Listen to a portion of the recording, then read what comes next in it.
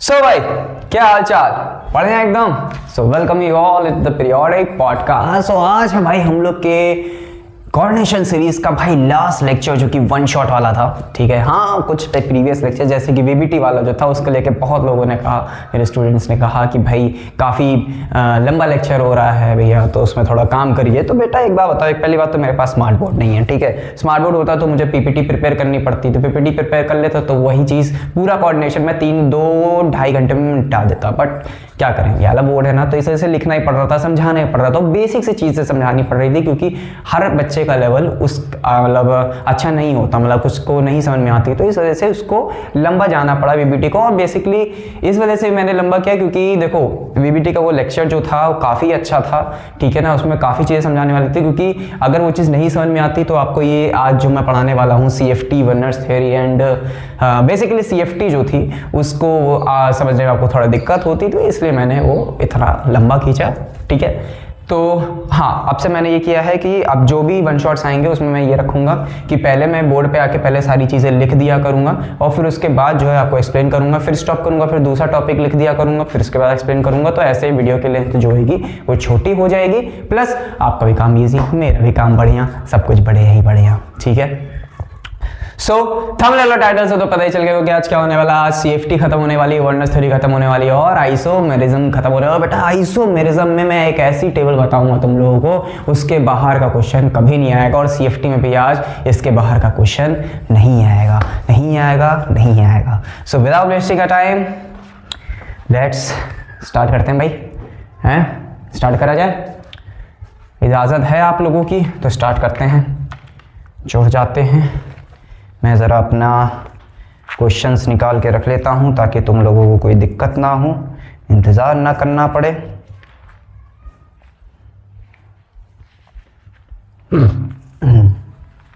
ठीक है, ठीक है,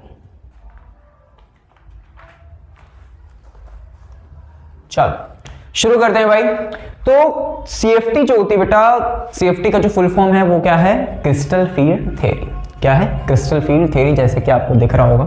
सो इसके कुछ पोस्टुलेट्स हैं। सबसे पहली बात तो CFT क्यों आई, किस लिए आई? देखो वीबीटी जो थी ना बेटा, मैंने आपको कल लास्ट लेक्चर वीबीटी में एक चीज नहीं बताई थी। क्या नहीं बताई थी, अब वो मैं बताता हूँ। एक्चुअल में वीबीटी जो होती है वो कभी भी मेटल के हाइब्रिडाइजेशंस को एक्सप्लेन ही नहीं करती फ्रॉम D4 to D7। क्या कहा सर जी आपने, ये क्या बोल दिया? अभी तो आपने कहा करा बेटा, बट ये भी सही है कि वीबीटी जो होती है वो D4 से लेके D7 वाले बनने वाले कॉम्प्लेक्सेस का हाइब्रिडाइजेशन कभी भी एक्सप्लेन नहीं करती, क्योंकि वहां पर एक कंसेप्ट लगता है, जरूरी होता है, जिसके थ्रू हाइब्रिडाइजेशन हम लोग बताते हैं। वो कंसेप्ट होता है वहां पर क्या? Concept of strong field ligand और वीक फील्ड लिगेंड। तो बेसिकली वीबीटी ने concept of strong field ligand और वीक फील्ड लिगेंड नहीं बताया था, जो कि उसकी लिमिटेशंस थी, और वही यहाँ पर इसके क्या है? पोस्टुलेट्स हैं। CFT ने क्या बताया था? Concept of strong field ligand और वीक फील्ड लिगेंड बताया था। दूसरी चीज, वीबीटी जो थी वो कभी भी कलर ऑफ द कॉम्प्लेक्सेस को एक्सप्लेन नहीं करती थी, इस वजह से CFT को आना पड़ा। CFT क्या करती है? कलर ऑफ द कॉम्प्लेक्सेस को एक्सप्लेन कर देती है। उसका बाद में एक रीजन लिखवा दूंगा, वही रीजन आपको करना है याद, वही सारी चीजें रहती हैं। फिर उसके बाद मतलब B ब्लॉक के जितने भी एलिमेंट्स हो कलर शो करते हैं, या ब्लॉक के, तो उसमें बस एक ही कुछ रीजंस आते हैं, तो वो यहाँ पर होगा। बढ़िया से रिकॉर्डिंग हो रही है। फिर उसके बाद क्या चीज, तो यही सारी चीजें हमारे बेसिकली वीबीटी की कुछ कमियां थी जो कि यहाँ पर CFT ने पूरी कर दी थी। ठीक है, हाँ, और एक और चीज, स्टेबिलिटी ऑफ द कॉम्प्लेक्सेस भी जो थे वो भी यहाँ पर CFT के थ्रू ही हमें यहाँ पर CFT के थ्रू हमें यहाँ पर पता चला था। ठीक है, तो देखते हैं सबसे पहला पोस्टुलेट क्या है। सबसे पहला पोस्टुलेट बेटा जो यहाँ पे लिखा है वो क्या है कि सबसे पहली बात कि ये हमारे जो CFT है वो क्या है? एक सॉलिड स्टेट फिजिक्स थ्योरी है, जिसमें हमारे जो लिगेंड्स हैं और मेटल जो हैं उनको अज्यूम क्या किया जाता है? उनको अज्यूम करा जाता है। क्या बेटा? उनको अज्यूम किया जाता है एक पॉइंट चार्ज। फिजिक्स में तुम लोगों ने पढ़ा होगा ना पॉइंट चार्ज, कहाँ पढ़ा था? कमेंट करो वो चैप्टर कहाँ पढ़ा था तुमने? पॉइंट चार्ज वहां पे पढ़ा था। तो वही चीज यहाँ पे लगाई गई है कि यहाँ पर CFT जो थी उसने अज्यूम करा कि भाई जो लिगेंड है हमारे, जो मेटल हैं वो क्या है? पॉइंट चार्जेस हैं। ठीक है, हो गया, अच्छी बात है। फिर इन दूसरा पोस्टुलेट क्या था? दूसरा पोस्टुलेट यह था कि in case of ligand, in case अगर लिगेंड हमारा, if ligand is neutral then it is assumed as dipole and interaction is called ion dipole interaction. मतलब कि बेटा अगर हमने यहां पर इस पोस्टुलेट को हम लोग अगर यहां पर समझें, इस पोस्टुलेट को, आयन डाइपोल वाले पोस्टुलेट को अगर हम लोग यहां पर समझें, क्या समझेंगे कि ये हमारा मेटल है जो कि क्या है, एक पॉइंट प्लस क्यू चार्ज है, और अगर हमारा लिगेंड जो है H2O जो कि कैसा है, एक न्यूट्रल लिगेंड है। कैसा है बेटा? एक न्यूट्रल लिगेंड है। तो इस लिगेंड को और इस पॉइंट चार्ज को बेसिकली यहाँ पे इस लिगेंड, इस न्यूट्रल लिगेंड को क्या अज्यूम करा जाएगा, यहाँ पे डाइपोल अज्यूम करा जाएगा। क्या करा जाएगा? डाइपोल, जो कि कैसा दिखता है बेटा? ऐसा, माइनस पॉजिटिव। ठीक है, तो यहाँ पर बेसिकली जो यहाँ पर, अब यहाँ पर जो प्लस क्यू चार्ज और ये जो डाइपोल है, यहाँ पे बेसिकली जो इनके बीच का इंटरेक्शन है, यहाँ पे इसी इंटरेक्शन को भी बोला गया है क्या? आयन डाइपोल इंटरेक्शन बोला गया है। क्या बोला गया है? आयन डाइपोल इंटरेक्शन बोला गया है। ठीक है, फिर उसके बाद हमारा जो मेटल है, मेटल को तीसरा पोस्टुलेट क्या है? मेटल को यहाँ पे एक स्टेशनरी चार्ज अज्यूम करा गया है और लिगेंड बेसिकली अप्रोच करता है मेटल को फ्रॉम इन्फिनिटी। मतलब कि यहाँ पर जो मेटल था, भाई आ गया था मेरा छोटा भाई, क्या कर सकते हैं। ठीक है, तो तीसरा पोस्टुलेट यहाँ पर क्या आता है? वापस से आता है फुल एनर्जी से। तीसरा पोस्टुलेट यहाँ पे ये आता है कि जो मेटल है, सेफ्टी ने कहा था कि जो अकॉर्डिंग टू सीएफटी जो यहाँ पर मेटल है बेटा, वो क्या है? एक स्टेशनरी चार्ज है जो कि यूनिवर्स के सेंटर में बैठा हुआ है, और अप्रोच कौन कर रहा है यहाँ पर? लिगेंड जो होते हैं वो मेटल को अप्रोच करते हैं इनफिनाइट डिस्टेंस से, और इसी इंटरेक्शन को बेसिकली बोला जाता है यहाँ पर प्राइमरी इंटरेक्शन। और इसी सुनो यहाँ पर इसी पोस्टुलेट से हमारे यहाँ पर दो टाइप की यहाँ पर सिमेट्री बनती है, जो कि होती है एक ऑक्टाहेड्रल सिमेट्री, एक होती है यहाँ पे टेट्राहेड्रल सिमेट्री। पढ़ते रहे तो ऑक्टाहेड्रल सिमेट्री ये ई साइड ऊपर, T2 जी साइड नीचे, टेट्राहेड्रल में T2 ऊपर, ई नीचे। तो बेटा वो आया कहां से? वो यही अप्रोच से आया कि बेटा इधर समझो, अगर यहाँ पर ये क्या लिखा है? यहाँ पे लिखा है कि मेटल हमारा स्टेशनरी चार्ज है। यहाँ पर समझो, यहाँ पर समझो, यहाँ पर समझो। इसने कहा इस बार ये वाला पोस्टुलेट नहीं है मुन्ना, ये वाला पोस्टुलेट नहीं है मुन्ना, इस बार पोस्टुलेट है ये वाला। ठीक, इसने कहा कि मेटल जो है वो यहां पर चुपके से ऐसे करके बैठा हुआ है। यहां पर मेटल जो है ऐसे करके यहां पर बैठा हुआ है यूनिवर्स में। मेटल जो है यहाँ पर कैसे बैठा हुआ है? यूनिवर्स के सेंटर में बैठा हुआ है। आवाज़ आ रही है? बिल्कुल आ रही है, कोई दिक्कत नहीं है यहाँ पर आवाज़ आने में अभी भी। ठीक है, मैं एक मिनट ज़रा चेक कर लेता हूँ वीडियो स्टॉप करके दोबारा से।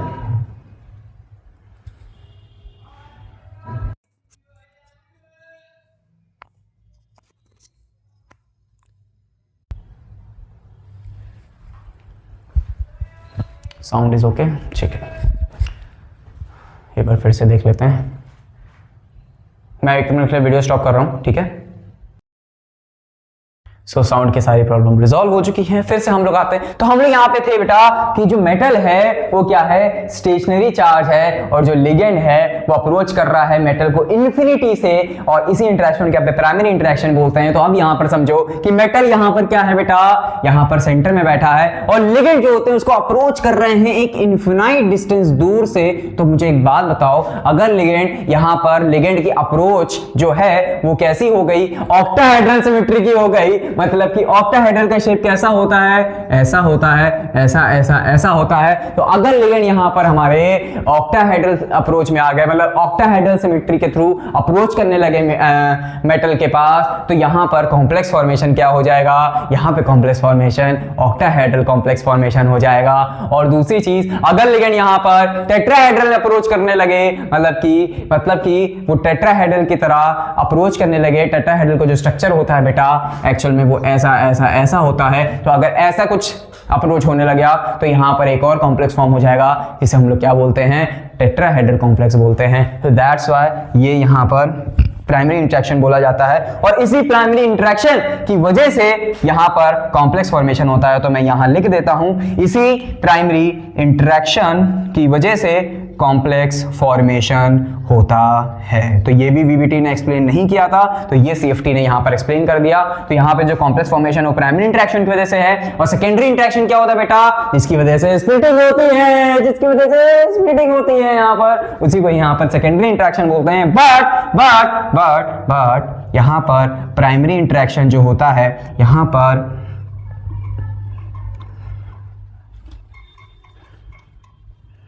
कॉम्प्लेक्स फॉर्मेशन होता है, बट यहाँ पर जो प्राइमरी इंटरेक्शन होता है बेटा वो बहुत ज़्यादा होता है as compared to secondary interaction. That's why यहाँ पर हमारा कॉम्प्लेक्स ऑफ फॉर्मेशन हो पाता है इजीली। समझ में आया? कोई दिक्कत यहाँ पर अभी तक के? कोई दिक्कत नहीं होनी चाहिए, और दिक्कत है तो नीचे कमेंट बॉक्स में बस कमेंट में अपनी दिक्कत टाइप कर दो, ठीक।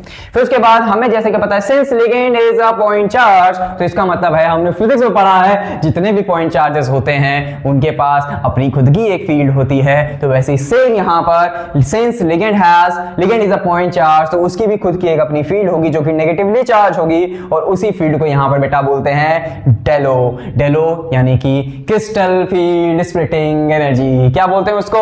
Crystal field splitting energy. और ये जो स्प्लिटिंग एनर्जी होती है, इसी की वजह से हमारे मेटल्स के जो ऑर्बिटल होते हैं, चाहे वो ऑक्टाहेड्रल में हो चाहे वो टेट्राहेड्रल में हो, वो स्प्लिट कर जाते हैं हमारे T2G सेट और E सेट में, और वहां से एक और एनर्जी रिलीज होती है, क्योंकि जब यहाँ पर स्प्लिटिंग होती है तो यहाँ पर एक स्टेबलाइजेशन एनर्जी आती है, और उसी स्टेबलाइजेशन को हम लोग क्या पढ़ते हैं? उसी स्टेबलाइजेशन की एनर्जी को हम लोग पढ़ते हैं क्रिस्टल फील्ड स्टेबलाइजेशन एनर्जी। क्या पढ़ते हैं उसको? क्रिस्टल फील्ड स्टेबलाइजेशन एनर्जी पढ़ते हैं। रिकॉर्डिंग हो रही है बढ़िया से, ठीक है। आगे बढ़ते हैं। दूसरी चीज जो सबसे बेहतरीन यहाँ पर CFT ने बोली, क्या बोली कि जो बॉन्डिंग है यहाँ पे मेटल और लिगेंड के बीच में वो क्या है? प्योरली आयनिक है या इलेक्ट्रोस्टैटिक है। क्यों? Due to the strong electrostatic force of attraction between metal and ligand. यानी मैंने यहाँ पे प्रूव कर दिया। क्या प्रूव कर दिया? कि यहाँ पे बेटा जो मैंने पहले बताया था, प्राइमरी इंटरेक्शन जो कि अट्रैक्शन हो रहा है, यानी कि मेटल और लिगेंड जो इन्फिनाइट डिस्टेंस पे है वो मेटल के पास क्यों आ रहा है? Due to strong force of attraction. और यही इंटरेक्शन को बेटा यहाँ मैंने का नाम दिया था प्राइमरी इंटरेक्शन, और इसी वजह से यहाँ पर बॉन्डिंग हो रही है, और इसी बॉन्डिंग की वजह से यहाँ पर कॉम्प्लेक्स फॉर्मेशन हो रहा है। तो मैंने यहाँ पे ये चीज प्रूव कर दी कि भाई कैसे यहाँ पर कॉम्प्लेक्स फॉर्मेशन CFT बताती है। फिर उसके बाद बेसिकली क्या हुआ, जब काफी चीजें आने लगी तो कई सारे कॉम्प्लेक्सेस बनने लगे, बट उसमें यहाँ पर एक चीज देखी गई कि कुछ कॉम्प्लेक्सेस में जो लिगेंड है यहाँ पे वो वीक फील्ड लिगेंड है, कुछ यहाँ पर स्ट्रॉन्ग बिहेवियर शो कर रहे हैं जिनका स्ट्रॉन्ग स्प्लिटिंग एनर्जी है, कुछ यहाँ पे वीक बिहेवियर शो कर रहे हैं जिनका वीक स्प्लिटिंग एनर्जी है। तो बेसिकली साइंटिस्ट ने क्या किया कि नंबर ऑफ लिगेंड्स लिए उनको अरेंज कर दिया इन the increasing order of there splitting energy, और उससे एक सीरीज बनी वहां पर, और उस सीरीज को नाम दिया यहाँ पर क्या बेटा? Spectrochemical series. तो स्पेक्ट्रोकेमिकल सीरीज में यहाँ पर बेसिकली एक बुकिश डेफिनेशन लिखी है जो कि ब्लू वाली है, और एक ये मेरी डेफिनेशन लिखी है जो कि मैंने अपनी बनाई है। कोई भी याद कर लो, चले जाओ बोर्ड में लिखा, नंबर पूरे मिल जाएंगे, ठीक है। बेसिकली 2 से 3 नंबर का आता है स्पेक्ट्रोकेमिकल सीरीज वाला, और CFT के पॉजिटिव वाला ISC में अगर 4 नंबर में आया तो 4 पॉजिटिव लिख देना, अगर यूपी बोर्ड में आया है तो 5 नंबर का लॉन्ग आता है बेसिकली, तो पूरे 5 पॉजिटिव लिखाना जाके, मजा आ जाएगा गुरु, कोई दिक्कत यहाँ पर नहीं होगी। क्या है spectrochemical series? It is an arrangement of ligand in the increasing order of field strength. ये बुकिश लैंग्वेज है, मेरी वाली क्या है? It can also be defined as the arrangement of ligands in the increasing order of their ability to cause splitting of D orbital of central metal atom. That's it. यहाँ पर ये क्या हो जाता है? एंड स्पेक्ट्रोकेमिकल सीरीज का। समझ में आया? कोई दिक्कत? अच्छा, स्पेक्ट्रोकेमिकल सीरीज होती क्या है वो समझ लो।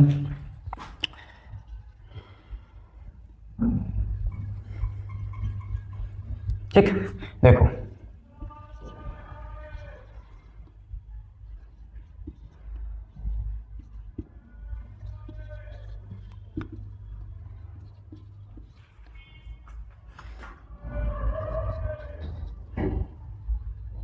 ठीक। फिर उसके बाद यहाँ पे देखना पड़ जाएगा ना चाहते हुए भी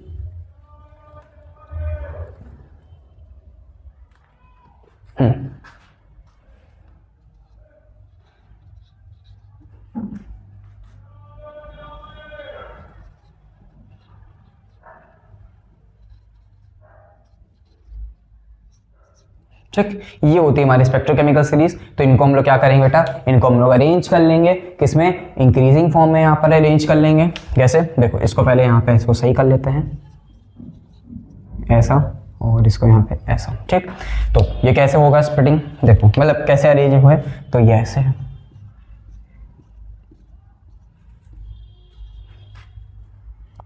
अब जल्दी भैया इसको याद कैसे करेंगे, हमको यही नहीं समझ में आ रहा, इतनी बड़ी है ये कैसे याद करेंगे, भूल जाएंगे। देखो बहुत बढ़िया मेमोरी बताता हूँ, यहाँ पीरियोडिक पॉडकास्ट में है बेटा, तो आज को मैं आपको बहुत बढ़िया मेमोरी बताता हूँ। देखो, एक बार सचिन क्लास से फरार, आए है समझ आने लगा सर ये रिलेटेबल हुआ, कुछ रिलेट हुआ ना, तो आप बेटा जल्दी पढ़ो। अब देखो स्पेक्ट्रोकेमिकल सीरीज को याद करने का बेसिक मेमोरी एक मैंने बहुत प्यारा बनाया है, क्या है वो देखो, क्या, एक बार सचिन क्लास से फरार, ठीक, एक बार सचिन क्लास से फरार और ऑक्सीलेटो को हो गया पानी से प्यार, क्या मैंने कहा, और ऑक्सीलेटो को हो गया पानी से प्यार, ना चाहते हुए भी EDTA एथिलीन डायमीन टेट्राएसिटेट जो ग्रुप था उनका लड़कों का, ना चाहते हुए भी EDTA अमोनिया EnCnCO के साथ बातचीत करने लगा, ना चाहते हुए भी EDTA अमोनिया EnCnCO महिलाओं के साथ बातचीत करने लगा। तो समझ में आया क्या, मैंने लिख देता हूं, देखो, एक बार सचिन तेंदुलकर क्लास से फरार और ऑक्सीलेटो को हो गया पानी से प्यार,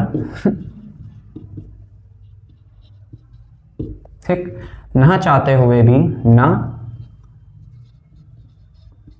चाहते हुए भी EDTA वैसे लिख लो, EDTA अमोनिया EnCnCO से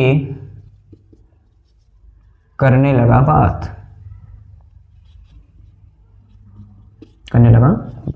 ठीक, समझ में आया, मजा आया मैंने किसका याद करके, ठीक। तो अब एक और चीज यहाँ पे ऑब्जर्वेशन बता देता हूँ बेटा कि यहाँ पर ऑब्जर्वेशन क्या है, यहाँ पर ऑब्जर्वेशन देखो कि यहाँ के बेटा यहाँ तक के वाले जितने भी होते हैं, यहाँ पर बेसिकली आपके सिग्मा डोनर और पाई डोनर लगे होते हैं, फिर यहाँ पर बेसिक EDTA से लेके NSC EnCnCO, यहाँ भी बेसिकली ये भी हमारा सिग्मा ही डोनर है, ठीक है, पाई डोनर पीछे होते हैं, फिर सिग्मा डोनर होते हैं, फिर इसके बाद EnCnCO जो बेटा है यहाँ पर वो पाई एक्सेप्टर लिगेंड है, जो कि क्या होते हैं, काफी स्ट्रॉन्ग फील्ड लिगेंड होते हैं, दैट्स व्हाई हम लोग यहाँ पे पढ़ते हैं कि NSC CnCO हमारे क्या है, बेसिकली स्ट्रॉन्ग फील्ड लिगेंड है। यहाँ पर समझ में आया, किसी कोई दिक्कत यहाँ पर, अभी मैं एक और चीज बताऊंगा आपको जिससे आपके सारे तार खुल जाएंगे कि यहाँ पे कोई एक्सेप्शन नहीं रहेगा, जो कि क्या होता है बताता है कि भाई ऐसा नहीं वैसा नहीं, ऐसा सारी चीजें हो जाएंगी।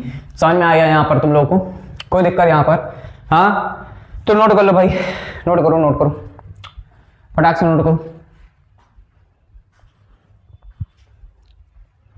कर लिया नोट, आगे बढ़े, चलो आगे बढ़ते हैं। तो अब हम लोग बेटा यहाँ पे बातचीत करने वाले हैं ऑक्टाहेड्रल कॉम्प्लेक्स फॉर्मेशन की, कि ऑक्टाहेड्रल कॉम्प्लेक्सेस कैसे बने, एकदम शॉर्ट में बातचीत करेंगे, ज्यादा उसमें बातचीत गहराइयों में नहीं जाएंगे, ठीक है ना, नॉर्मल ऊपर चीजें बातचीत करेंगे, क्योंकि आधी चीजें आपने पढ़ रखी होंगी, बेसिक जो इंपॉर्टेंट है बस वही बातचीत करेंगे हम लोग यहाँ पर ऑक्टाहेड्रल कॉम्प्लेक्स फॉर्मेशन में, ठीक। सो दिख रहा है, सब बढ़िया, बहुत बढ़िया।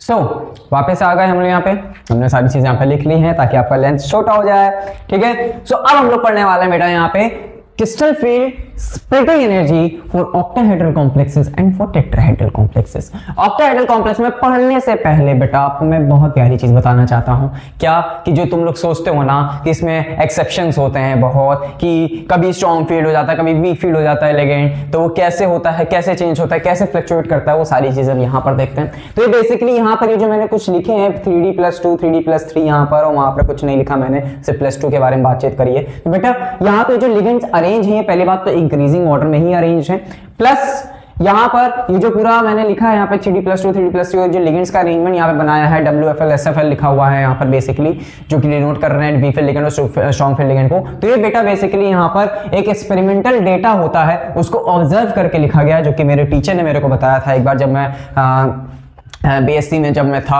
और मैं IIT एग्जाम की प्रिपरेशन कर रहा था, तो जिनसे मैं पढ़ता था उन्होंने मेरे को बताया था, इसलिए मैंने सोचा तुम लोग को ही बता दे ताकि तुम लोग का एक्सेप्शन वाला जो सिनेरियो है वो थोड़ा दूर हो जाए। तो इसमें बेटा यहाँ पे बेसिकली क्या है, इसको समझने वाली बात क्या है कि बेटा 3D सीरीज के जितने भी मेटल होंगे और वो मेटल अगर +2 ऑक्सीडेशन स्टेट में है तो उस केस में जो ऑक्टाहेड्रल कॉम्प्लेक्स होगा और उनमें NSC मतलब आयोडीन से लेके NSC तक के जितने भी लिगेंड होंगे वो सारे कैसे होंगे बेटा, वीक फील्ड लिगेंड होंगे। वो सारे कैसे होंगे बेटा, वीक फील्ड लिगेंड होंगे। यानी कि अगर लिगेंड वीक फील्ड है तो बेटा वो कैसा कॉम्प्लेक्स बनाएगा, वो हाई स्पिन कॉम्प्लेक्स बनाएगा, जो कि मैंने VBT में बताया था ना, तो वही चीज यहां पर आ गई। और अगर बेटा लिगेंड स्ट्रॉन्ग फील्ड होगा तो वो कैसा कॉम्प्लेक्स बताएगा, वो यहां पर आपका स्ट्रॉन्ग फील्ड लिगेंड होगा, मतलब ये सॉरी वो यहां पर आपका लो स्पिन कॉम्प्लेक्स बताएगा। वो भी यहां पर किसने बताया, CFT ने बताया था। और इसी वजह से यहां पे ये सारी चीजें लिखी गई हैं। तो ये CFT का ही डेटा होता है यहां पर, जो कि यहां पर डेलो आयोडाइड की, ब्रोमाइड की, HCN CLF की जब NMR स्पेक्ट्रोस्कोपी से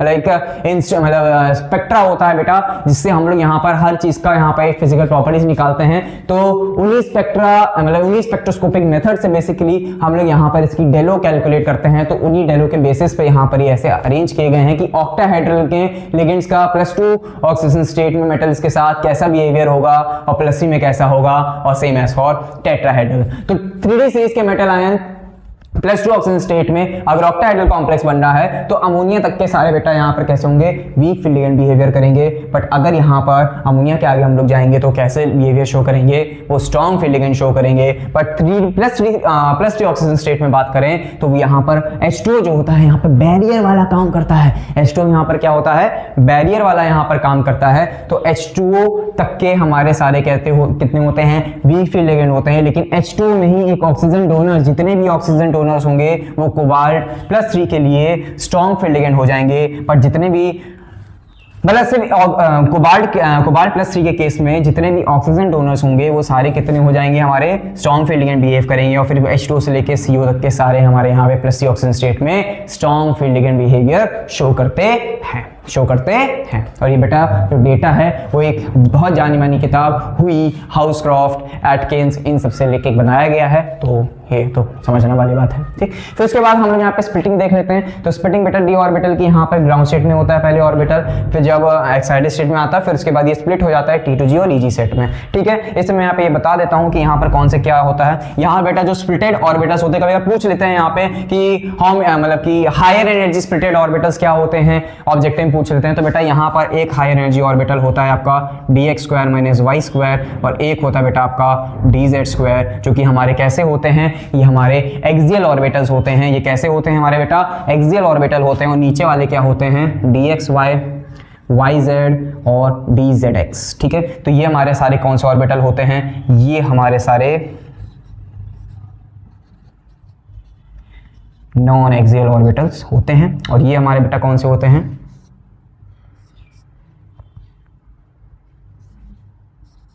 ये हमारे होते हैं एक्सियल ऑर्बिटल्स। ये कौन से ऑर्बिटल होते हैं बेटा, ये होते हैं आपके एक्सियल ऑर्बिटल्स। ये कौन से होते हैं आपके एक्सियल ऑर्बिटल। और ये जो एक्सियल ऑर्बिटल होते हैं बेटा, ये क्या होते हैं, ये ओवर एक्साइटेड हो जाते हैं। ये क्या हो जाते हैं, ओवर एक्साइटेड हो जाते हैं, जिसकी वजह से ये हायर एनर्जी गेन कर लेते हैं। क्यों, क्योंकि लिगेंड जो होता है, जब लिगेंड अप्रोच करता है मेटल पे, तो बेसिकली लिगेंड इन्हीं के सामने आ जाता है, जो कि यहाँ पर ligand and axial orbital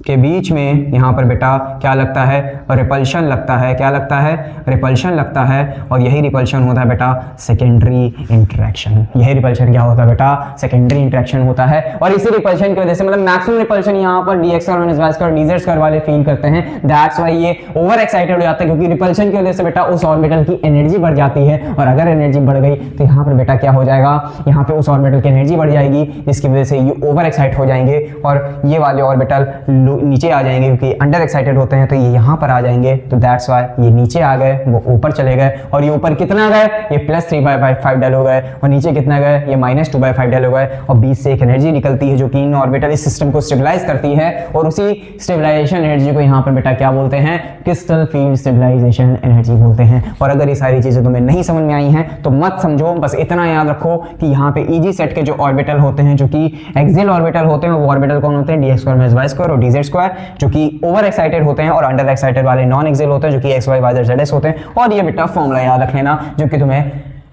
given complexes की CFSE कैलकुलेट करने को दिया जाता है, जो कि यूपी बोर्ड में कभी कभार 2 मार्क्स का आ जाता है, कभी कभार 3 मार्क्स का आ जाता है, कभी कभार 4 मार्क्स आ जाता है। 4 मार्क्स में अगर ये पूछेंगे तो इसके साथ कुछ और भी पूछेंगे। IISc में 2 मार्क्स का 3 मार्क्स में ऐसे आ जाता है, ठीक है। कैसे कैलकुलेट करेंगे, करें कैलकुलेट इसका, बताओ, हाँ कैलकुलेट करें इसको, चलो कैलकुलेट करते हैं। सबसे पहले हम लोग यहाँ पे कॉम्प्लेक्स ले रहे हैं, यहाँ पर Fe, एक मैं कर रहा हूँ, बाकी आप लोग अपना क्वेश्चन बैंक से करेंगे। FeCN6 - 3, FeCN6 - 3। Fe बेटा यहाँ पे सबसे पहला काम होता है क्या, ऑक्सीडेशन स्टेट निकालना और उसकी कॉन्फ़िगरेशन निकालना। तो सबसे पहले हम लोग क्या निकालेंगे, ऑक्सीडेशन स्टेट, आप लोग निकालेंगे, कैलकुलेट करेंगे। मैं डायरेक्टली लिख रहा हूँ यहाँ पे ऑक्सीडेशन स्टेट +3 है। आयरन का एटॉमिक नंबर 26 होता है, यानी कि उससे 3 इलेक्ट्रॉन निकल गए, यानी Fe यहाँ पर क्या है बेटा, +3 ऑक्सीजन स्टेट में है। तो 1s2 2s2 करोगे, तुम लोग करते रहो। फिर उसके बाद हम लोग डायरेक्टली यहाँ पे मैं लिखूंगा क्या, 1s2 2s2, तो 3 इलेक्ट्रॉन निकल गए, यानी कि यहाँ पर कितने इलेक्ट्रॉन बचे होंगे बेटा, बताओ मुझे फटाक से, कितने बचे होंगे, 4s0 3d5, कितने बचे होंगे, 4s0 3d5 बचे होंगे। तो यहाँ पे अब देखो, यहाँ पर एक और चीज काम होगी कि अगर हमारा आयरन +3 ऑक्सीजन स्टेट में और उसकी कॉन्फ़िगरेशन क्या बता, d5 है, तो +3 ऑक्सीजन स्टेट में Cn देखो क्या है, स्ट्रॉन्ग फील्ड लिगेंड है, हाँ स्ट्रॉन्ग फील्ड लिगेंड है, यानी कि क्या कराएगा, ये स्प्लिटेड ऑर्बिटल्स में इलेक्ट्रॉन्स की पेयरिंग करा देगा। ये क्या करा देगा, इलेक्ट्रॉन्स की पेयरिंग करा देगा। क्या करा देगा, इलेक्ट्रॉन्स की पेयरिंग करा देगा बेटा। तो चलो इसकी इलेक्ट्रॉन की फिलिंग करते हैं। ग्राउंड स्टेट में जैसे नॉर्मली हम लोग फिल करते हैं वैसे फिल करते हैं, एक्साइटेड स्टेट में वैसे फिल करेंगे, ठीक है। बट यहाँ पर जैसे हम, चलो मैं करके बताता हूँ, देखो 1 2 3 4 5, ठीक। फिर यहाँ पे आओ, 1 2 3 4 5, ठीक। फिर यहाँ पे आओ, तो यहाँ पर बेटा जब ऐसे आएंगे तो पहली बात तो पहला इलेक्ट्रॉन कहाँ जाएगा, लो एनर्जी में कि हाई एनर्जी में, बताओ जल्दी बताओ। लो एनर्जी में जाएगा इलेक्ट्रॉन की हाई एनर्जी वाले ऑर्बिटल में। इलेक्ट्रॉन वहीं जाएगा जहाँ पे वो ज़्यादा स्टेबल होगा, और स्टेबिलिटी क्या होती है, इन्वर्सली प्रोपोर्शनल होती है एनर्जी है, यानी कि लो एनर्जी में जाएगा। समझने वाले समझ गए, नहीं समझने वाले बेटा, एनर्जी जो होती है बेटा इन्वर्सली प्रोपोर्शनल होती है स्टेबिलिटी की, यानी कि ज्यादा एनर्जी होगी तो स्टेबिलिटी कम एनर्जी तो स्टेबिलिटी ज्यादा। तो इस वजह से इलेक्ट्रॉन यहाँ पे जाएगा, क्योंकि इस ऑर्बिटल या वाले ऑर्बिटल्स की एनर्जी कम है। तो यहाँ पे एक इलेक्ट्रॉन ऐसे 2 3। अब चौथा इलेक्ट्रॉन कहाँ जाएगा, ऊपर जाएगा, यहीं पेयर हो जाएगा। इस चीज को बताता है कौन, concept of strong field ligand, weak field ligand, जो कि मैंने ऑलरेडी बता रखा है। तो +3 है, तो +3 यानी कि Cn यानी कि स्ट्रॉन्ग फील्ड लिगेंड, यानी कि वो क्या करा देगा, पेयरिंग करा देगा। तो क्या हो जाएगा, चौथा इलेक्ट्रॉन भी यहाँ, पांचवा इलेक्ट्रॉन भी यहाँ, यानी कि Eg क्या हो गया, खाली हो गया। Eg क्या हो गया, खाली हो गया। और यही रीजन है FeCN6 का कलर शो करना, क्योंकि यहाँ पर Eg बेटा खाली है। तो ये क्या करता है, विजिबल रीजन में कुछ some amount of lambda wavelength को, एनर्जी को बेसिकली एब्जॉर्ब कर लेता है विजिबल रीजन में, जिसकी वजह से वो क्या करता है, कलर इम्पार्ट करता है। और जो कलर होता है वो कंप्लीमेंट्री कलर होता है। क्या होता है, कंप्लीमेंट्री कलर होता है। तो चलो बस किसी फिजिक्स कैलकुलेट कर लेते हैं। कैसे करोगे, अब देखो यहाँ पे N-T2G लिखा है, तो N-T2G का बेटा मतलब होता है number of electron in T2G set, total number of electron in T2G set. तो T2G सेट में बेटा कितने इलेक्ट्रॉन है, 5। यहाँ पे लिख लेंगे 5 - 2/5 ले लो, ठीक। आगे हम लोग बढ़ते हैं। फिर NEG में यहाँ पे बेटा कौन सा है, ये NEG मतलब total number of electron in EG set. तो यहाँ पे कोई नहीं, तो यहाँ 0 कर दो, तो ये पूरा टर्म 0 हो जाएगा। प्लस डेल्टा XP क्या होता है, डेल्टा XP बेटा होता है number of paired electron, number of electron pair in splitted state minus number of electron pair in excited state. मतलब इन दोनों को जब माइनस करोगे तो हमारा जो आंसर आएगा वो यहाँ पे आपको लिखना पड़ेगा, ठीक। ये मैं जरा इसको मैं रिकन्फर्म कर लेता हूँ कि स्प्लिटेड स्टेट है कि एक्साइटेड स्टेट क्या है, आगे पीछे तो नहीं हो गया है।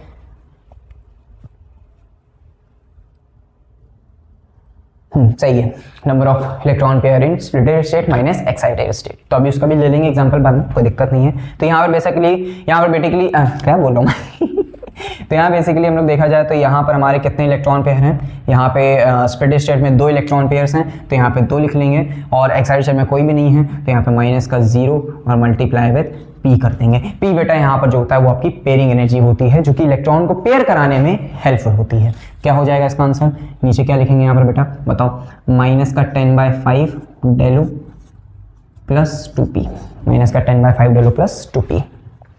दिख रहा है, नहीं दिख रहा है, चलो यहाँ पर लिखते हैं, ठीक। यहाँ पे हटा देते हैं, यहाँ पे लिख देते हैं। इसका पूरा आंसर क्या हो जाएगा, -10/5 डेलो प्लस 2p, यानी कि कितना हो जाएगा 5 2 10, यानी कि माइनस का 2 डेलो प्लस 2p। ठीक है, 2 कॉमन ले लोगे तो क्या अंदर बचेगा डेलो प्लस p। ठीक, तो ये भी कभी बार ऐसे में ऑप्शन में दिया होता है, तो समझ लेना इस चीज को। समझ में आ गया? कोई दिक्कत यहाँ पर अब किसी को? बताओ भाई, कोई दिक्कत? कोई दिक्कत नहीं। आप जरा पेयरिंग वाला देख लेते हैं, कोई पेयरिंग वाला एग्जाम्पल देख लेते हैं। किताब लाओ, किताब से देखते हैं पेयरिंग वाला मस्त कोई एग्जाम्पल। इसको नोट करो जब तक फटाक से।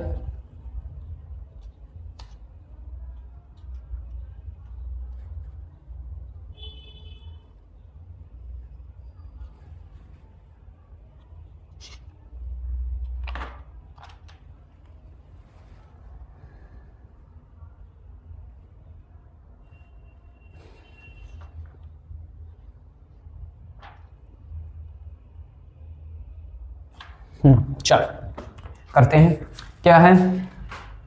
हो गया नोट। चलो अब दूसरा एक क्वेश्चन ले लेते हैं यहाँ पे।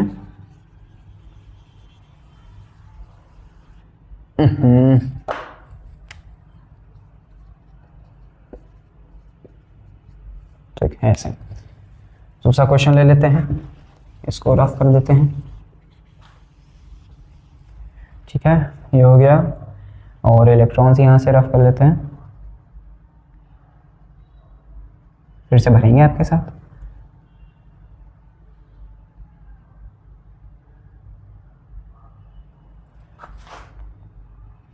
तुम लोग शेयर करो जल्दी जल्दी फटाक से, जिससे क्या हो सके मैं स्मार्ट बोर्ड ले सकूँ, वायरल हो जाए, मैं स्मार्ट बोर्ड ले सकूँ। समझ आया? ठीक, तो अब हम लोग यहाँ पर बेटा एग्जांपल ले रहे हैं, क्या? CONH3 6+3। अब बेटा यहाँ पर जैसे ही मैंने बताया तो तुम लोग को लग रहा होगा NH3 स्ट्रॉन्ग फील्ड लिगेंड है। क्या लग रहा होगा? NH3 strong field. हाँ, तो NH3 बेटा स्ट्रॉन्ग फील्ड लिगेंड है, बट इसको कभी भी ये मतलब यहाँ पर H2 वाले से कभी कंपेयर मत करना, कभी बार कंफ्यूजन हो जाती है, समझ रहोगे? तो NH3 बेटा यहाँ पे क्या है? स्ट्रॉन्ग फील्ड लिगेंड है। सबसे पहले हम लोग क्या करेंगे, यहाँ पर ऑक्सीजन स्टेट निकाल लेंगे। तो ऑक्सीजन स्टेट निकालेंगे यहाँ पे कोबाल्ट का, तो कितना आ जाएगा बताओ मुझे फटाक से? +3 आ जाएगा यहाँ पे। कोबाल्ट यहाँ +3 ऑक्सीजन स्टेट में। कोबाल्ट का एटॉमिक नंबर बताओ फटाक से। कोबाल्ट का एटॉमिक नंबर 27। कितना होता है बेटा? 27 होता है। तो 27 मतलब 3 इलेक्ट्रॉन निकल गए। तो बेटा यहाँ पे कोबाल्ट +3 की जो कॉन्फ़िगरेशन हो जाएगी वो क्या आ जाएगी? 1s2 से सेम, बस यहाँ पे 4s0 3d7 होता है, तो यहाँ पे क्या हो जाएगा? 3d6 हो जाएगा। ठीक है, इलेक्ट्रॉन फिल कर लेंगे। 1 2 3 4 5 6। ठीक, यहाँ पे रहो, 1 2 3 4 5 6। ठीक, अब यहाँ पे आओ, नीचे ही भरेंगे सबसे पहले 1 2 3। अब बेटा यहाँ पर देखो, यहाँ पर D6 है, तो यहाँ पे लिगेंड भी क्या है? स्ट्रॉन्ग फील्ड लिगेंड है। लिगेंड क्या है? स्ट्रॉन्ग फील्ड लिगेंड है, यानी कि सारे इलेक्ट्रॉन यहाँ पर ही फेल हो जाएंगे, सारे इलेक्ट्रॉन यहीं पर ही फेल हो जाएंगे बेटा, ऐसे करके यार इलेक्ट्रॉन बेटा यहीं पर ही फिल हो जाएंगे। और सुनो, CaNH3 6+3 जो होता है ना, इसकी CFSE मैक्सिमम CFSE होती है। इसकी क्या होती है? इसकी CFSE मैक्सिमम, क्योंकि सारे इलेक्ट्रॉन पहली बात तो T2 सेट में ही आ गए, यानी कि स्टेबलाइज हो गए, यानी कि इसकी CFSE बढ़ गई, यानी कि इसकी CFSE बढ़ गई, यानी कि इसकी क्रिस्टल फिल्ड स्टेबलाइजेशन एनर्जी बढ़ गई, यानी कि क्या है? यही है D6 लो स्पिन का केस, जो तुम लोग पढ़ते रहते हो। D6 लो स्पिन में क्या होता है? स्ट्रॉन्ग CFSE होती है, मैक्सिमम CFSE होती है। क्यों होती है? वो इसी वजह से होती है क्योंकि मैक्सिमम नंबर पूरे इलेक्ट्रॉन कहाँ आ गए बेटा? T2G सेट में आ गए, और सारे इलेक्ट्रॉन क्या हो गए? स्टेबलाइज हो गए। सारे इलेक्ट्रॉन्स क्या हो गए? स्टेबलाइज हो गए। रिकॉर्डिंग हो रही है बढ़िया? ठीक है, सारे इलेक्ट्रॉन्स क्या हो गए? स्टेबलाइज हो गए। तो चलो बेटा इसकी CFSE निकाल लेते हैं। Number of electron T2G set कितने हैं? 6 हैं, तो माइनस क्या लिखे हो सर? माइनस का 2/5 डेलो प्लस NEG में कितने हैं? 0 electron plus delta expression minus expression, यहाँ पे कितने इलेक्ट्रॉन पेयर हैं? 3 इलेक्ट्रॉन पेयर हैं। माइनस में यहाँ कितने इलेक्ट्रॉन पेयर हैं? 1 इलेक्ट्रॉन पेयर है। माइनस कर देंगे, यहाँ पर क्या लिख देंगे? P लिख देंगे। तो पूरी एनर्जी कितनी आ जाएगी बेटा? 6 2 12, तो 12 का करोगे कितना आ जाएगा? -12/5, तो 12/5 कितना हो जाएगा बेटा?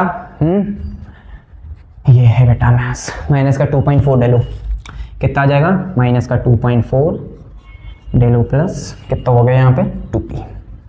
कितना हो गया? 2p हो गया। समझ में आया? तो देखो कितनी ज़्यादा CFSE, समझ रहे हो? नेगेटिव में स्मॉल नंबर, यानी कि ज़्यादा CFSE। ठीक है, समझ में आ गया?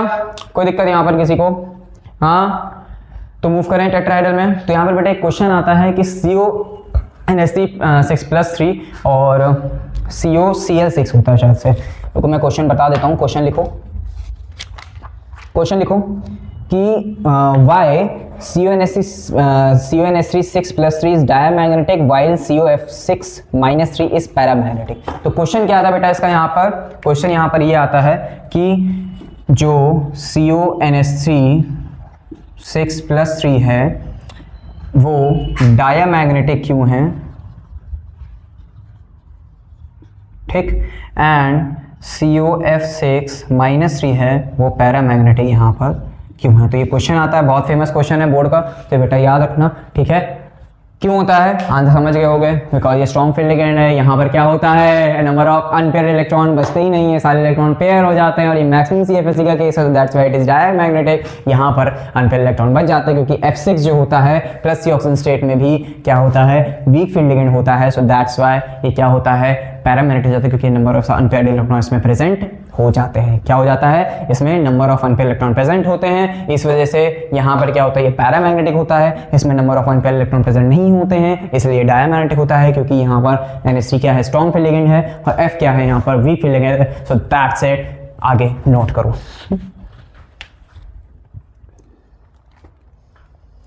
और देखता हूं मैं क्वेश्चन तुम लोग के लिए।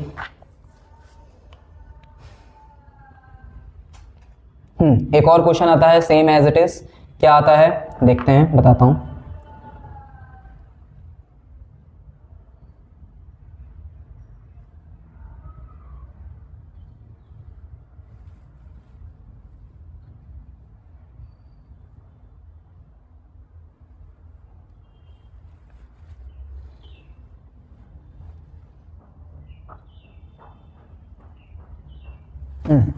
एक और क्वेश्चन आता है कि FeH2O6+3 हाईली पैरामैग्नेटिक क्यों होता है,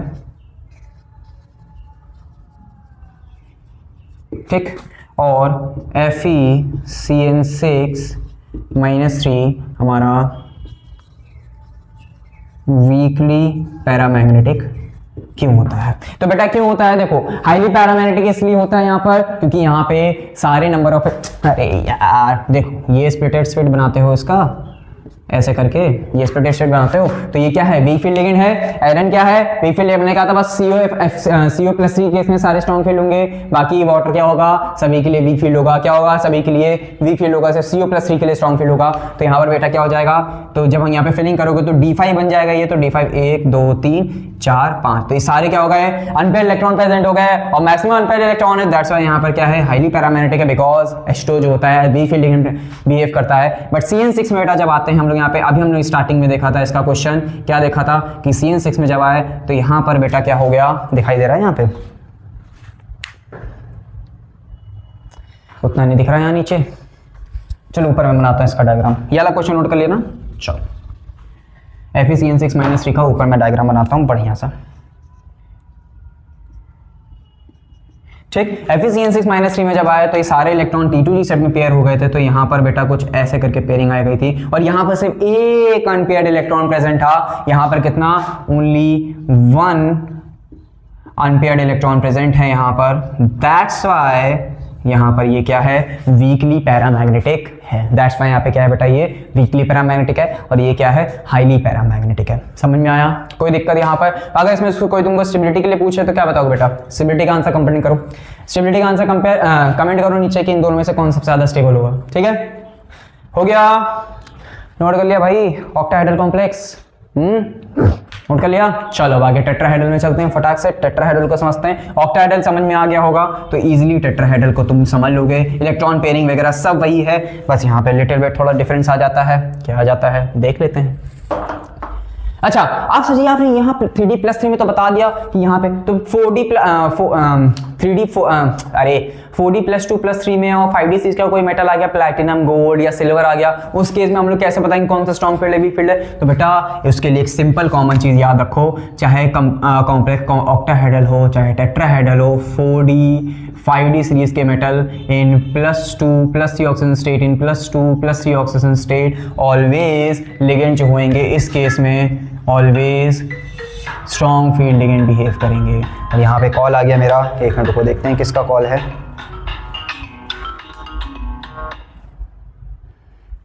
हेलो, हैं लेक्चर रिकॉर्ड कर रहे थे।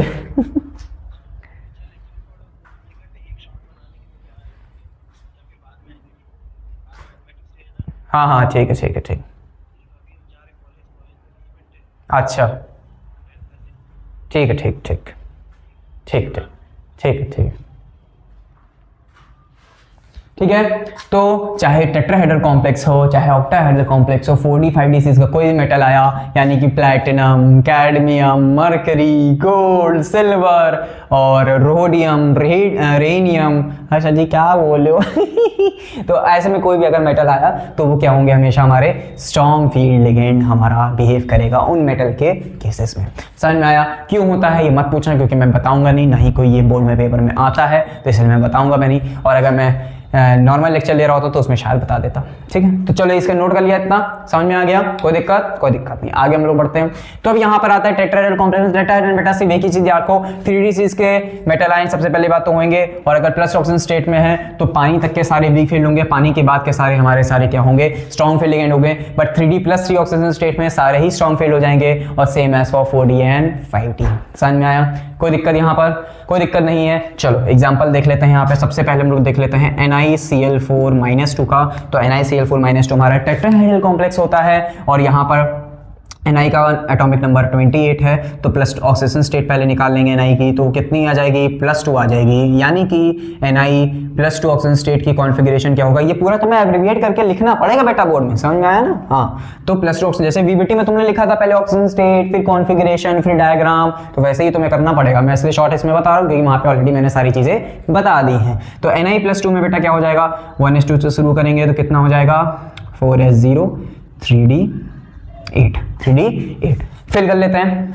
1 2 5 6 7 8 1 2 3 4 5 6 7 8। अब यहाँ पे आओ, यहाँ पे आते हैं। यहाँ पे तो यहाँ पर नीचे ही जाएगा इलेक्ट्रॉन, ठीक है।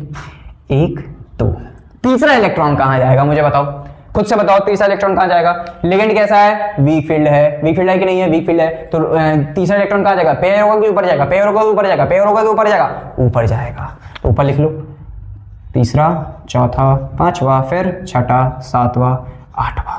ठीक, अब यहाँ पे इलेक्ट्रॉन सारे कर दो पेयर। अब वैसे कि यहाँ पता है बेटा, तुम लोग को एक चीज बताता हूँ, यहाँ पे कभी भी पेयरिंग का कोई कंसेप्ट ही नहीं होता। ठीक, यहाँ पर पेयरिंग का कंसेप्ट ही नहीं होता। पता है क्यों? क्योंकि जो क्रिस्टल फ्री स्प्लिटिंग एनर्जी होती है वो डेलो की सबसे ज्यादा होती है एज कंपेयर टू डेल्टी। तो इस वजह से यहाँ पे कभी भी पेयरिंग का कुछ कंसेप्ट ही नहीं होता। यहाँ पे कभी पेयरिंग का कंसेप्ट आएगा ही नहीं आएगा।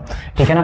तो अगर कोई स्प्लिटिंग एनर्जी कंपेरिजन करने में बता दे कि तुम्हें एक जगह दिया हो, यहाँ से क्वेश्चन बन सकता है कि अगर यहाँ पे तुम्हें दिया हो NiH2O6+2 दिया हो, और फिर यहाँ पर NiCl4-2 दिया हो, तुमसे कहा जाए कि which complex will have high crystal field splitting energy. Splitting energy बात हो रही है, ठीक है। Which complex will have high crystal field splitting energy and why. तो यहाँ बेसिकली लिखोगे कि यहाँ पर इसकी में ऑक्टाहेड्रल की ज्यादा होती है एज कंपेयर टू टेट्राहेड्रल। ठीक है, बस फिर उसके बाद नॉर्मल इतना लिख दोगे, ज्यादा वेरिएट करने की जरूरत नहीं है यहाँ पर। ठीक है ना?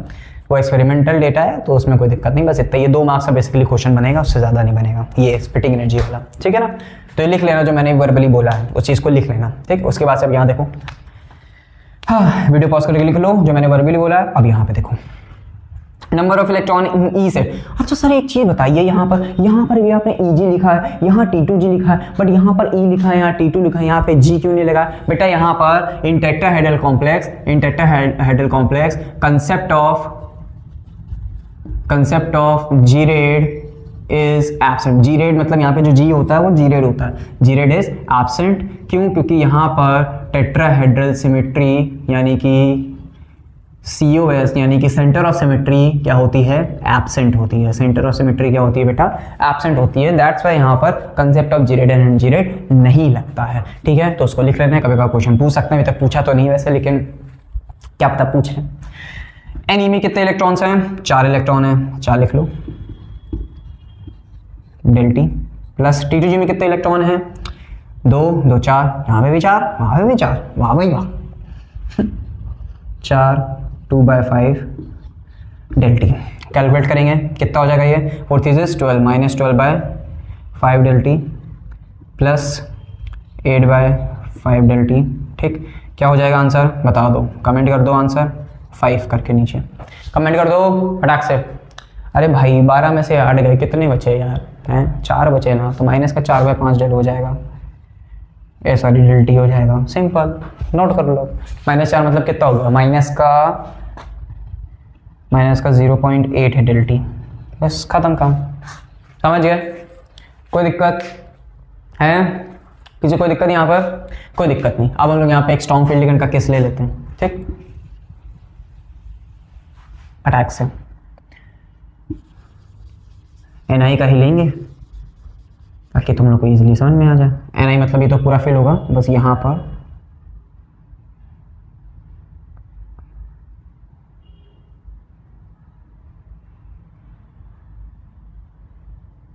ऐसे, ठीक। चलो आगे देखते हैं अब हम लोग। अब आता है हमारा NiCO4। NiCO4 क्या ले लें? नहीं, NiCN4 लेते हैं -2। चलो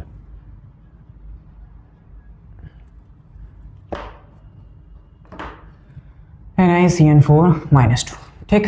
तो Ni यहाँ बेसिकली स्ट्रॉन्ग फील्ड लिगेंड है, मतलब सॉरी Cn यहाँ पे स्ट्रॉन्ग फील्ड लिगेंड है हमारा, तो यहाँ लिख लेने का स्ट्रॉन्ग फील्ड लिगेंड, ठीक। अब यहाँ पर सेम ऑक्सीडेशन स्टेट कितनी आ रही है, +2 आ रही है, ठीक। दूसरी चीज़ यहाँ पे Ni+2 की कॉन्फ़िगरेशन क्या हो जाएगी बेटा, क्या हो जाएगी, 1s2 से लेके कितनी 4s0 3d8। लेकिन यहाँ पर बेटा जब स्प्लिटेड स्टेट में जब हम लोग इलेक्ट्रॉन फिल करते हैं तो यहाँ पर कंसेप्ट आ जाता है, concept of strong field ligand और वीक फील्ड लिगेंड का। रिकॉर्डिंग होती कि नहीं हो रही, सब ऐसे ही चल रहा है, हो रही है। तो यहाँ बेटा concept of strong field ligand और वीक फील्ड लिगेंड फिर से आ जाता है। यहाँ पर क्या है, Cn हमारा स्ट्रॉन्ग फील्ड लिगेंड है, तो ये क्या करेगा, maximum number of electron pair कहाँ करा देगा, ई में ही करा देगा। तो क्या हो जाएगा यहाँ पर 1 2 3 4, ऊपर जाएंगे 5 6 7 8। तो क्या ये जो अरेंजमेंट आया है ये क्या NiCl4 की इक्वल नहीं है कि नहीं, बताओ, है ना? दैट्स वाई यहाँ पर पेयरिंग एनर्जी का कंसेप्ट ही नहीं लगता, क्योंकि यहाँ पे ऑलमोस्ट मतलब एक अप्रोच में बता रहा हूँ, ऐसा कहीं लिखा नहीं है, बट एक अप्रोच बता रहा हूँ कि इसी वजह से यहाँ पर पेयरिंग का कुछ कंसेप्ट या हाई स्पिन लो स्पिन का कंसेप्ट यहाँ पर होता ही नहीं, क्योंकि यहाँ पर भी सेम अरेंजमेंट है, वहाँ पर भी सेम अरेंजमेंट है। दैट्स वाई यहाँ पे पेयरिंग का कोई भी कंसेप्ट नहीं होता है, ये एक अप्रोच है एक तरीके की, ठीक है। तो यानी कि यहाँ पर भी अगर हम लोग CFSE कैलकुलेट करेंगे तो बेटा क्या आ जाएगी, वही आ जाएगी CFSE जो पहले आई थी, है ना?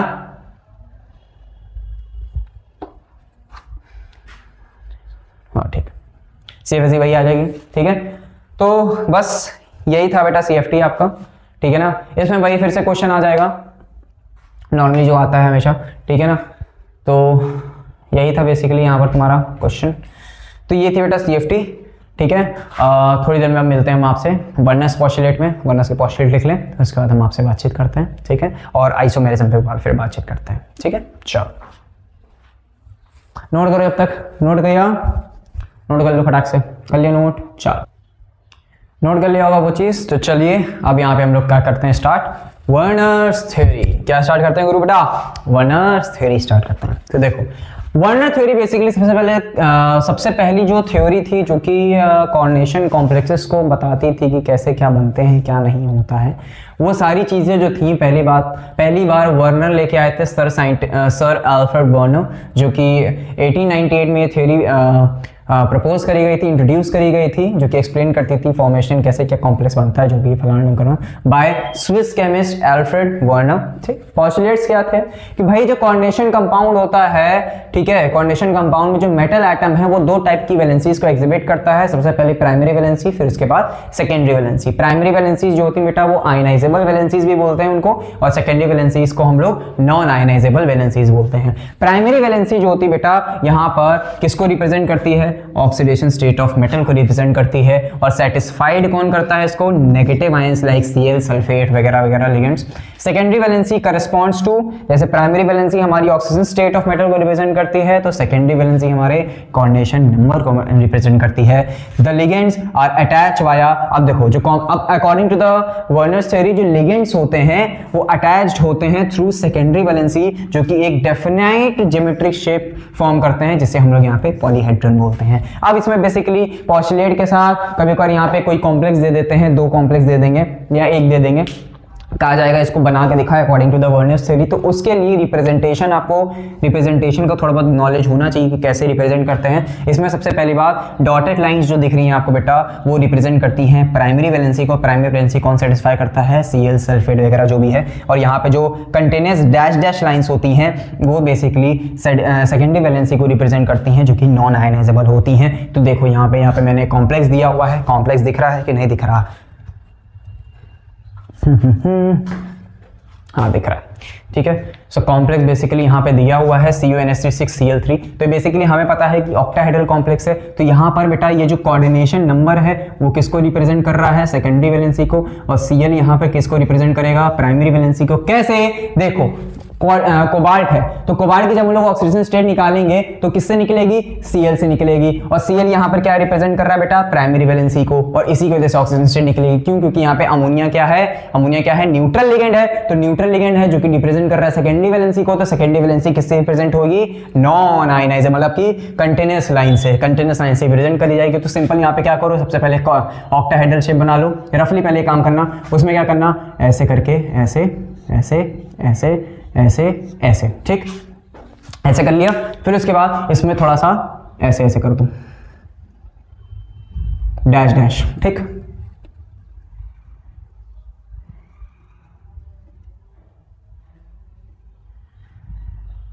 ठीक, डैश डैश कर दिया। तो डैश डैश कर दोगे तो यहां पे क्या लगा दोगे फिर? NH3।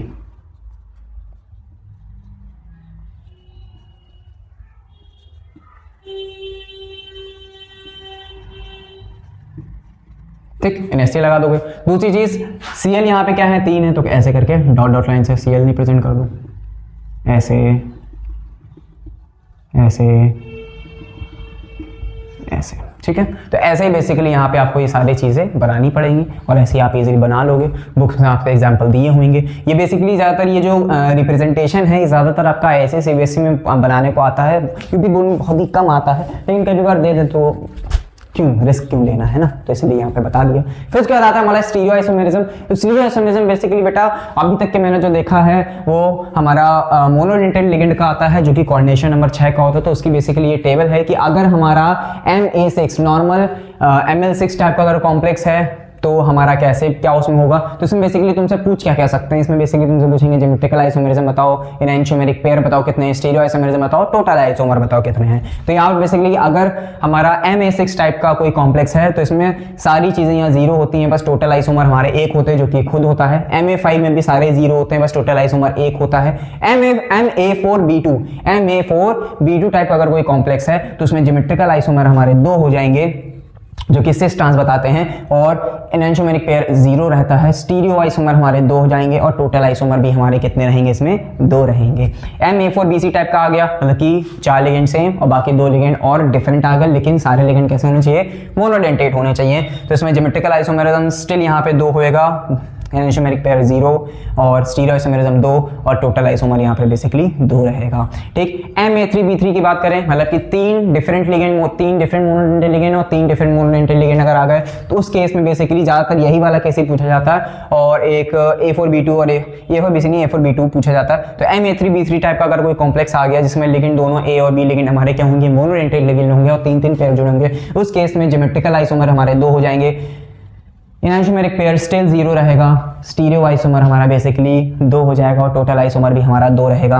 Ma4BCD मतलब कि Ma3BCD यानी कि 3 लिगेंड हमारे सेम होंगे और बाकी के 3 लिगेंड हमारे डिफरेंट मोनोडेंटेट हो जाएंगे। तो उस केसेस में हमारा जो ज्योमेट्रिकल आइसोमेरिज्म है वो 3 आ जाएगा, एनैंटियोमेरिक पेयर 0, स्टीरियो आइसोमर हमारा 3 और टोटल आइसोमर हमारा 3। तो ये टेबल है बेटा, ये आपको याद रखनी पड़ेगी, थोड़ा सा प्रैक्टिस करोगे तो इजीली याद हो जाएगी। तो इसके थ्रू आप इजीली क्या कर सकते हो? इजीली आप मतलब आइसोमेरिज्म के जो क्वेश्चंस होते हैं कोऑर्डिनेशन कॉम्प्लेक्स में वो इजीली सॉल्व कर लोगे। और बाकी के जो टेट्राहेड्रल में बाइडेंटेट और कोऑर्डिनेशन नंबर 6 में भी बाइडेंटेट के लिगेंड्स जो होंगे उसकी एग्जांपल या उसकी जो टेबल होगी फोटो में आपको यहाँ पे आ रही होगी, स्क्रीनशॉट लेके आप लोग इजीली अपना कॉपी में लिख लो। सो बस यही था आपका कोऑर्डिनेशन चैप्टर, पूरा मैंने कोऑर्डिनेशन चैप्टर खत्म करा दिया है। आई होप तुम लोगों को मज़ा आया होगा, कई सारी चीज़ें नई सीखने को मिली होंगी, कई सारी चीज़ें मज़ा आया होगा सीखने में, और काफ़ी बढ़िया लेक्चर्स थे सारे, ठीक है। सो वायरल करो भाई वीडियोस को, और उसके बाद सीधा मेरा आएगा हेलो एल्केन पे lecture. So wait for that lecture, and फिर उसके बाद पूरी ऑर्गेनिक केमिस्ट्री निपटाएंगे, फिर उसके बाद केमिकल काइनेटिक्स आएगा, एंड फिर देन बाकी तो पूरे सिलेबस हो ही जाएगा, ठीक है।